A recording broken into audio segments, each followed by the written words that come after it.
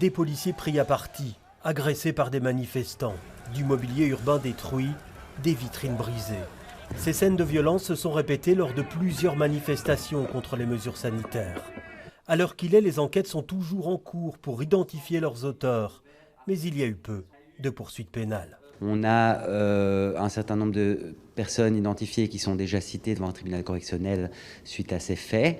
Vous avez un dossier qui est à l'instruction également, mais de manière générale, les enquêtes suivent leur cours. Et ce travail n'est pas évident. Le plus simple est d'interpeller l'individu en flagrant délit. Mais lors de telles manifestations, cela n'est pas toujours possible. Dans un premier temps, ce qui prime pour nous, c'est quand même la sécurité de notre personnel.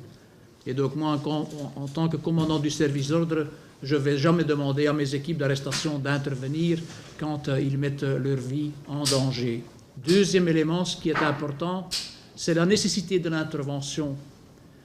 On veut éviter qu'on nous reproche par la suite que c'est suite à l'intervention de ces équipes d'arrestation qu'il y a un début d'émeute ou un début d'incident. Les enquêtes se poursuivent donc après les manifestations. Une task force a été mise en place à cette fin.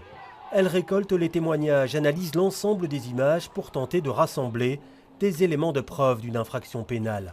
Et cela peut prendre beaucoup de temps. On voudrait mettre en évidence notre engagement de poursuivre tous les auteurs qui peuvent être identifiés et en pointant aussi vers les difficultés qui font que, malgré les images qu'on voit parfois, qu'il est regrettable, mais on met tous les efforts possibles pour y remédier, que ce n'est pas évident d'identifier davantage d'auteurs. Le parquet qui dit également mener des enquêtes approfondies sur les accusations de violences policières.